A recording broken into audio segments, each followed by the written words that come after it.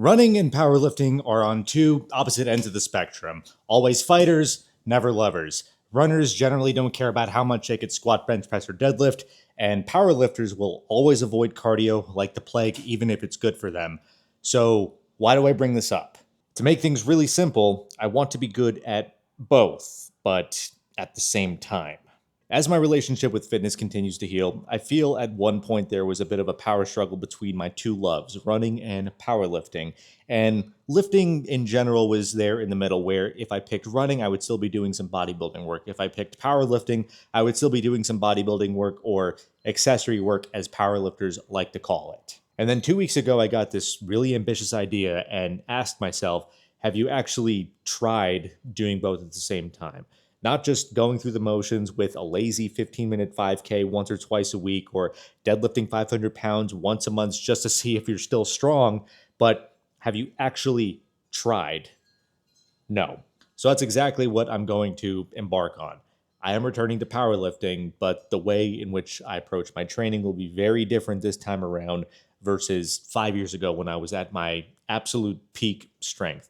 Reason being is because I'm at a point in my life where I care more about my overall fitness, where I want to be strong and explosive, yes, but I also want to be able to run long distances and continue to get faster over time. The overarching theme in all of this is I enjoy doing hard things and seeing how hard I can push myself and my athletic abilities. Squatting 600 pounds is not easy, but I've done it. Running a marathon in less than 4 hours and a 5K in under 20 minutes is not easy, but I've done those things. Now, are you able to get faster and run longer distances while getting back to your peak strength? It's not going to be easy, but I want to prove to myself that I can do that. I don't want people thinking this is or calling it hybrid training. One, because I refuse to be called a hybrid athlete. Frankly, I think it's extremely corny. But the other thing is, I just don't want to be associated with that sector of fitness. A lot of people think just because they run 10 miles a week and they lift 2 times a week, they can call themselves hybrid. If you want to do that, that's fine. That's not me. I just want to get as strong and fast as I physically can. I'm still working out the kinks of the overall programming, and I don't plan on working with any coaches because with lifting, I've got a very good understanding of powerlifting program from being coached for years and also just lifting. And I've got a decent understanding of running programming. Now it's just time to blend the two together. But I'm 2 weeks into this introductory phase right now. For weekly running volume, I'm capping myself at 20 miles per week. I have found that's a very sustainable amount of volume for me. And none of this is tempo runs or long runs or really anything. It's just very slow paced zone 2 runs once a day. Nothing crazy. And for lifting, for squat, bench press, and deadlift, I'm squatting twice a week, benching 3 times a week, and deadlifting once per week. Again, this is just an introductory phase right now. I have 4 weeks to determine if this is going to be sustainable for me. And if I feel I could push myself a little bit more, that's where we start to tweak things a bit. Now, because I'm a huge advocate for putting yourself in an environment that's going to help you achieve your goals, and this doesn't have to be just with fitness stuff, but bringing it back to fitness, I decided to sign up for a gym membership. And this probably raises the question, will I continue training in my home gym? And the answer to that is absolutely. There's no reason for me not to train in the home gym. I've got some of the best equipment ever, and I will never complain about that. However, because I've now solidified my goals, I need an environment that's going to help me reach those goals. With powerlifting, it's, as much as people don't want to admit this, it can be a dangerous sport if you don't have support there for you. So heavy squats as an example, heavy bench pressing, it's always good to have a spot. Here at home, I don't really have that. So if I want to push myself, I'm going to need other people around me. And as much as powerlifters don't want to admit this, we are princesses and we like training in air conditioning.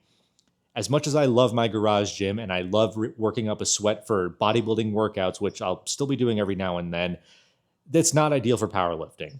So I need an environment that I'm going to feel comfortable in while also pushing myself. The other big thing for me that I just don't get at home is I genuinely enjoy watching the sport of powerlifting and watching other people do it, which sounds ironic because I've said before that I enjoy training alone, and that still holds true, but it's more that I enjoy keeping to myself and I don't feel the need to converse with people throughout my entire gym session. It's just not something I really do anymore. But watching people get after it, watching people push themselves, that is something that I genuinely enjoy. Like just this past Saturday when I was there for my SBD session, there was someone that actually used to go to game day. His name is Alvin. Alvin, if you're watching this video, shout out to you. But we were just talking about how game day created this environment where everybody was there to support each other, even if they weren't necessarily friends. But just, again, watching people get after it, there is just no better feeling in the world. And then he proceeded to squat a new 5 rep max on squats. So, yeah, that's just not something that I get at home. So it's almost like the cherry on top with me getting after my training. I get to watch other people do the same thing. I know I already talked about an overarching theme, but I thought of another one mid shoot where I, yes, want to push myself as hard as I possibly can and continue to do hard things, but I also want to show people that you could do two things that you love at the same time. Pause.